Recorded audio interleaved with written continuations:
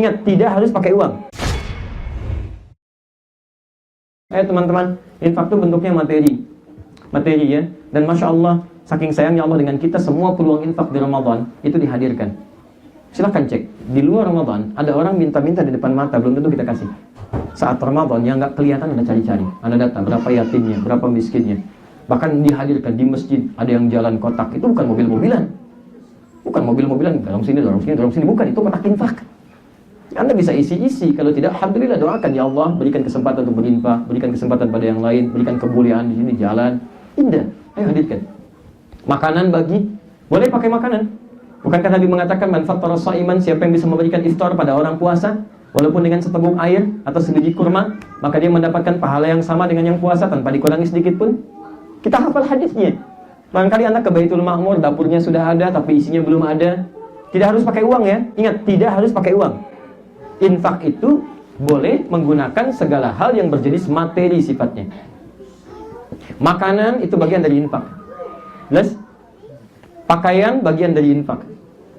Ya, uang bagian dari infak yang berjenis materi, tapi disesuaikan dengan penempatannya. Awas, ada kotak lewat misalnya kan, yang dimaksudkan uang. Oh, kata Ustaz tidak harus infak, maka tidak harus uang. Masya Allah, kurma dimasukin ke kotak. Bukan.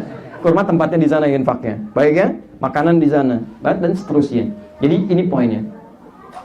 Dan izinnya, mohon maaf, ini suka salah keliru di sini, dan fatal di sini kelirunya juga. Infak itu yang dimaksud prioritaskan orang Islam, tapi tidak terbatas juga kepada non Muslim. Dan tetangga Anda, mungkin tetangga Anda punya semuanya Muslim. Orang non Muslim yang kesulitan, ayo silakan. Bukankah Anda dengar hadis dari Nabi? Siapa yang memasak makanan dan baunya sampai ke tetangganya, maka dia bagi kepada tetangganya walaupun cuma. Nah, tolong baca hadisnya dengan lengkap ya. Maksudnya walaupun cuma kuahnya ini, kalau dia cuma masak kuahnya aja. Itu maksudnya. Jadi jangan sampai Anda masak opor ayam yang dibagi kuahnya ke tetangga, ayamnya Anda makan, bukan. Ya, maksud itu gini, kalau Anda masak kuahnya bagi tetangga supaya dia tidak salah dalam menilai Anda. Tuh tetangga saya masak opor nggak bagi-bagi, padahal Anda cuma masak kuahnya, maka bagikan kepada dia. Jelas ya? Tapi tidak pernah disebutkan apakah itu Muslim atau non-Muslim tetangganya. Karena Nabi pun suka membagi pada tetangganya non-Muslim. Coba cek, mungkin itu asbab hidayah bagi teman-teman kita untuk masuk Islam. Anda kirimkan, Masya Allah. Ya, begitu dikirimkan, wah apa ini? Ini makanan. Kok kamu baik sekali? Bukan saya. Tapi agama saya memang menyuruh seperti ini. Agama apa itu? Terangkan. Begini. Itu membuat saya lebih tenang. Membuat saya disuruh untuk berbuat baik sama kamu, senyum sama kamu. Tolong diingatkan kalau saya tidak bersikap baik dengan kamu. Dia bertanya, dan mungkin masuk Islam. Yang haram keluar karena makanan yang masuk dari Anda. Dan niatkan, minta kepada Allah. Indah teman-teman. Bukankah Anda pernah dengar satu hadis?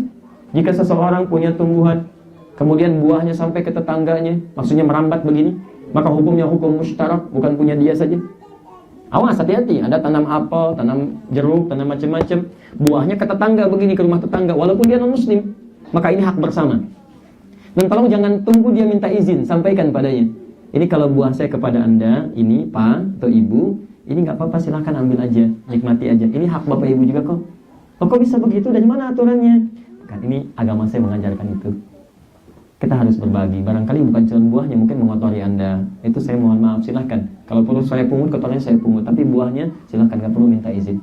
Oh begitu di Islam ya? Iya. Tanya lagi. Masya Allah, indah. Mungkin masuk Islam.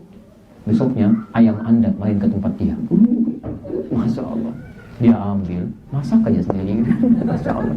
Tiba-tiba Anda diundang, Masya Allah. Begitu dia lihat, ayam Bapak tadi main ke tempat saya. Dia kira sama dengan hukum buah. Masya Allah. Itulah teman-teman, bagian pertama, takwa. Coba sampai hari ini hubungan baik dengan makhluk. Ayo, mungkin Anda rajin sholatnya, Masya Allah, hebat sekali bacaan Qur'annya. Tapi orang tua Anda mengeluarkan air mata karena Anda sampai malam ini belum minta maaf. Teman Anda di kantor kecewa dengan Anda sampai hari ini belum selesai urusan. Hati-hati, itu faedahnya besar sekali nanti.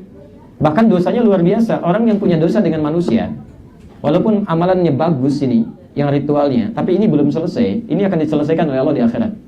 Caranya di hadis Muslim, hadis 5611. Tukhadhu hadza min hasanati wa hadza min hasanati. Kalau ada orang sholat mencela orang lain, diambil pahala sholatnya, diberikan pada yang dicela. Ada orang baca Quran, menzalimi orang lain, misal dia memfitnah, diambil pahala puasanya, baca Qurannya, diberikan pada yang difitnah. Fa in faniyat hasanatuhu, kalau habis kebaikannya, punya dosa di sini masih hitam nodanya, belum selesai, maka diambil dosa orang ini ditimpakan kepada dia. Fatuliha finnar, maka dilemparkan ke neraka. Jadilah dia muflis, bangkrut. Jadi tolong selesaikan ini. Mungkin Allah berikan kehidupan sampai malam ini untuk menyelesaikan ini semua. Ini yang disebut dengan parameter takwanya.